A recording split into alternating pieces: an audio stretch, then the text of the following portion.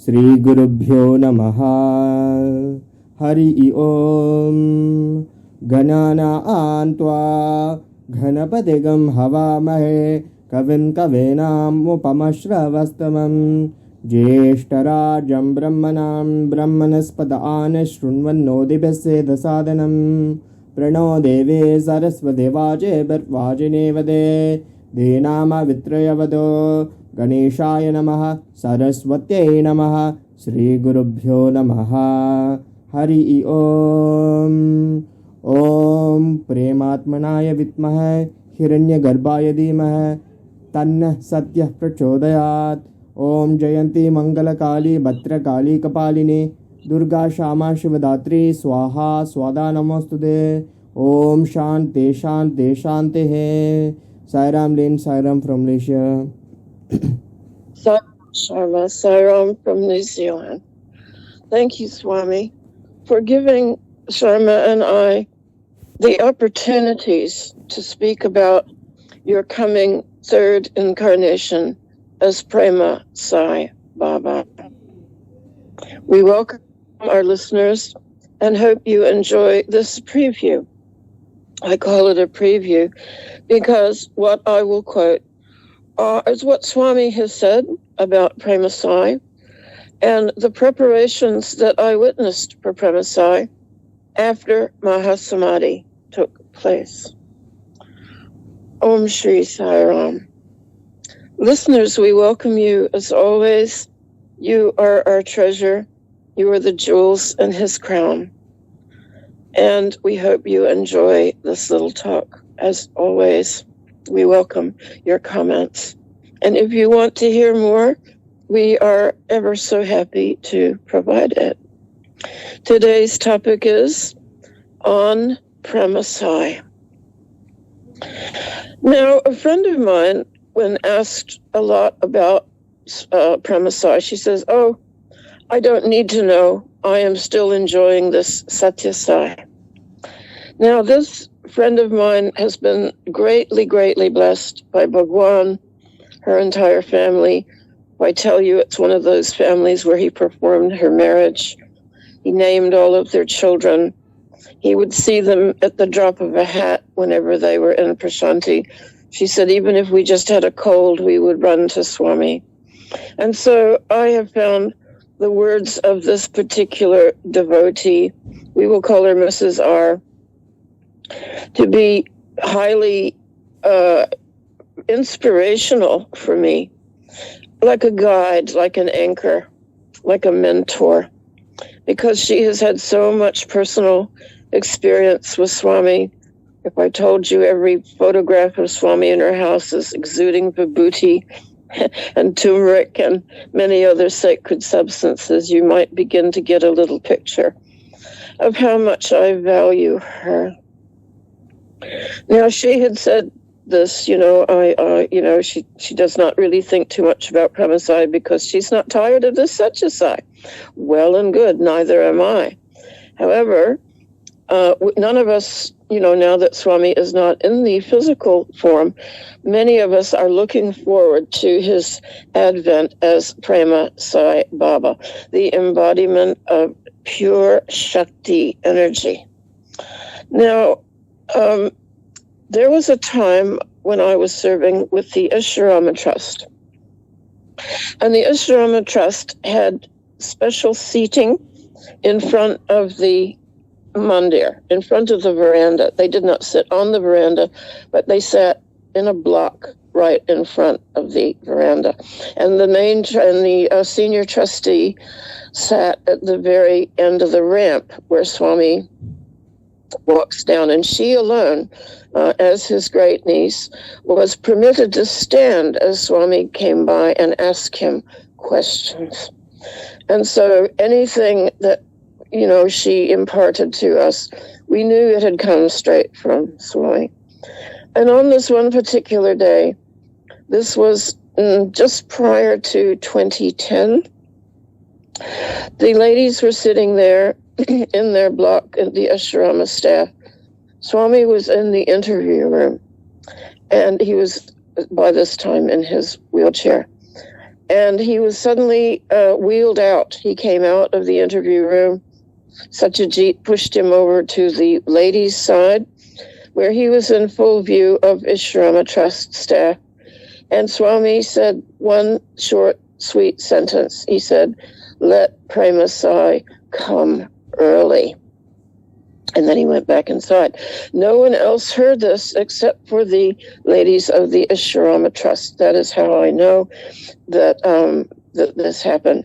And so this, again, was Swami dropping a hint to certain beloved staff that he was planning to leave early. Because originally he had said he would live to be 96 years old and that he would leave the physical body in about 2021, I think it was. But he didn't do that. He left in 2011, the next year after he made this announcement. Now, why did he do that? Nobody really knows. Only Swami knows why he left early. If I had ever heard anything to do with why he left early and why Prema Sai would come early, I would have surely known about it only through staff connections because they had so much direct access to him. However, Swami was very clear. You know, he said the Yugas, the 4 seasons of the universe, we can call them, the 4 millennia, the 4 Vedic millennia, they manifest 3 modes of nature.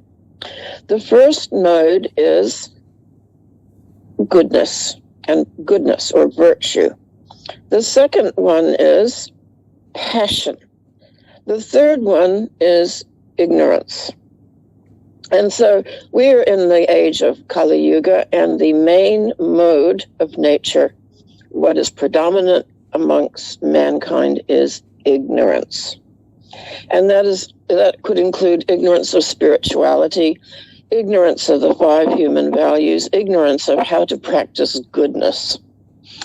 And Swami has said that the age of truth, the Sathya Yuga, which will be the age of Prema Sai, will be the crown of material existence, the best of times. And it will be in the mode of goodness. And so the minds of all the people who are dwelling in this age of Prema Sai will be, as Swami explained, self-effulgent. That means brilliant. Brilliant in clarity and brilliant in their spirituality and in their spiritual perception. So they will embody that mode of nature, goodness. And humanity will delight in spiritual knowledge.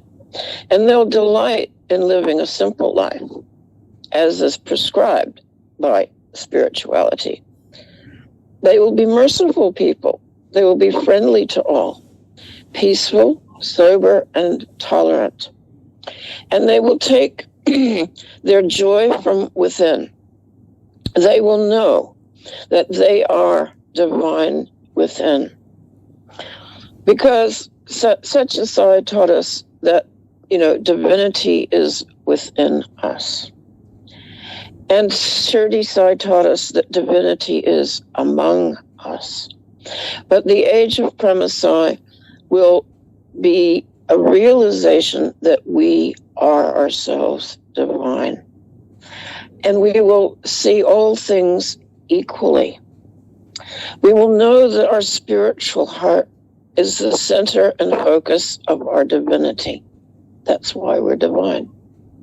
I mean, some of us know it in this age, but very few. That's why we're in the age of ignorance. Do you know anyone that you could go to, say, next door and say, "Did you know that you're a divine being?"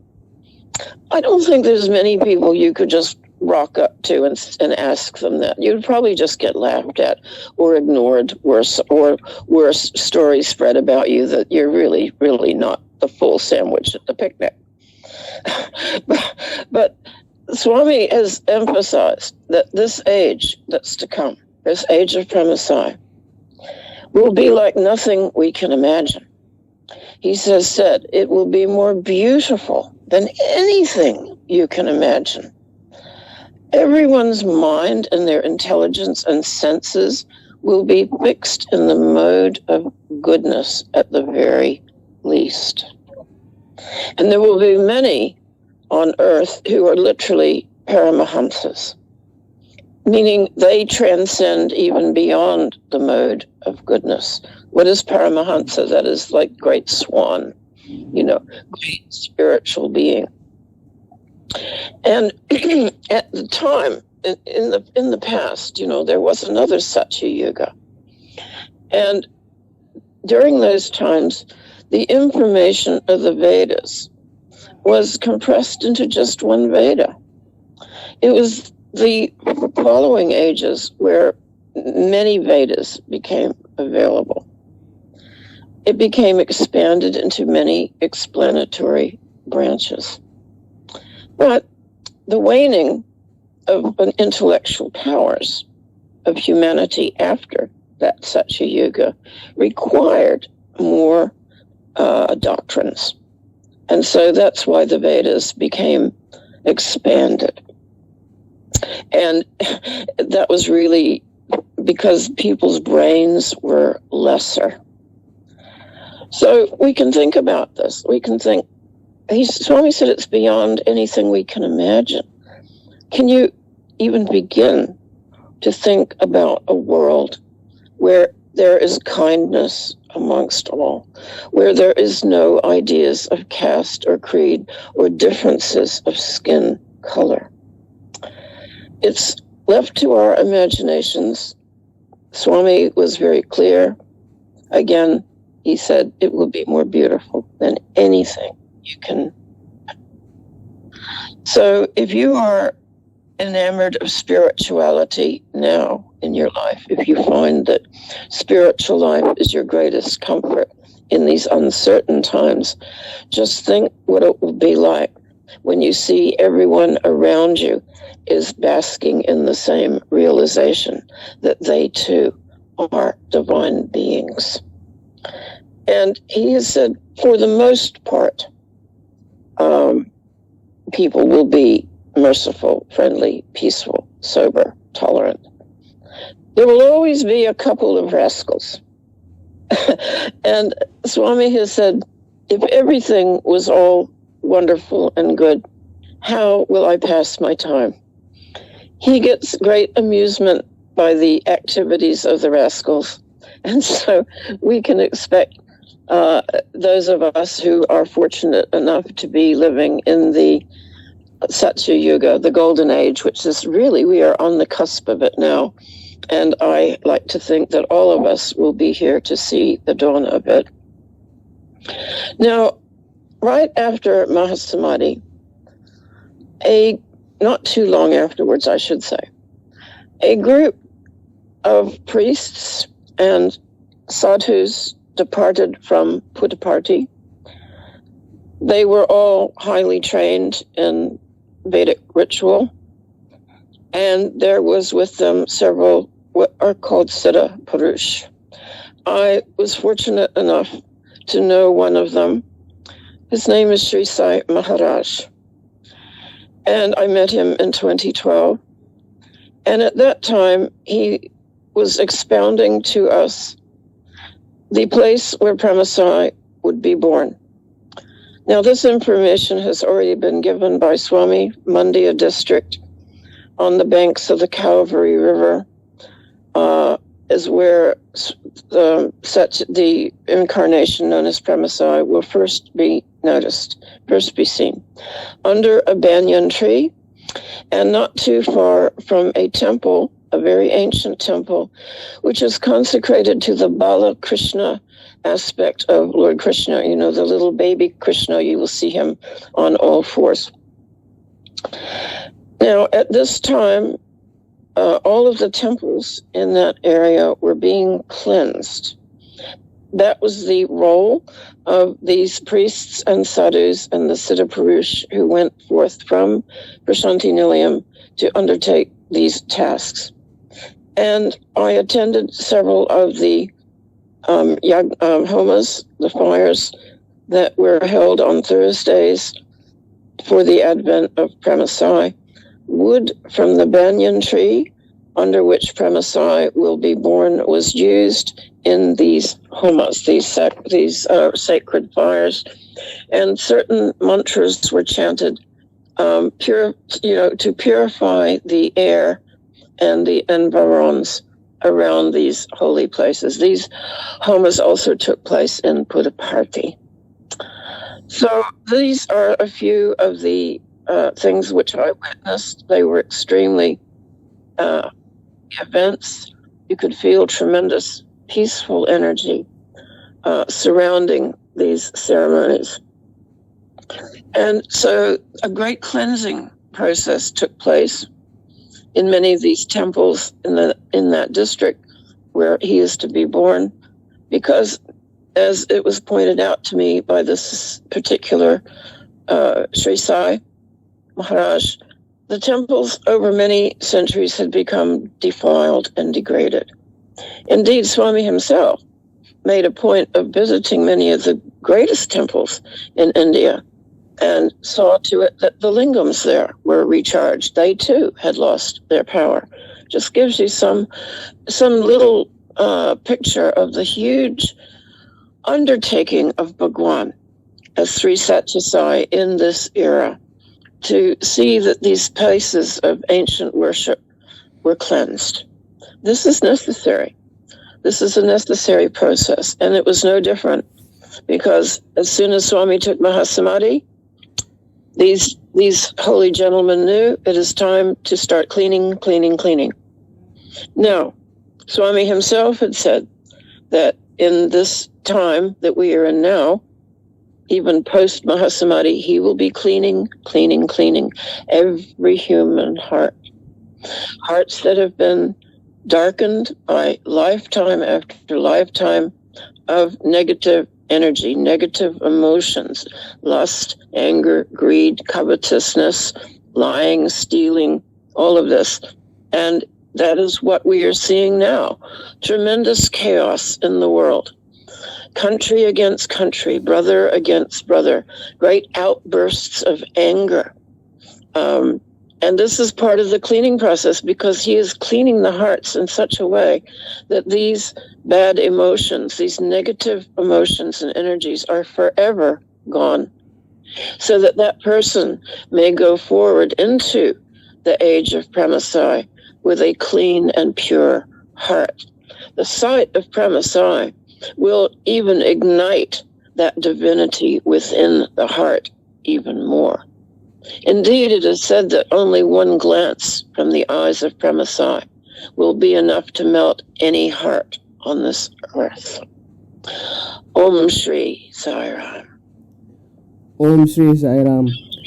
Om Asato ma sadgamaya tamaso ma jyotirgamaya mrityorma amritam gamaya. Om तस्मात् कारुण्य भावेन रक्ष साईश्वर हरि ओम तत्सत् श्री साईश्वरार्पणमस्तु। ओम शांति शांति शांति।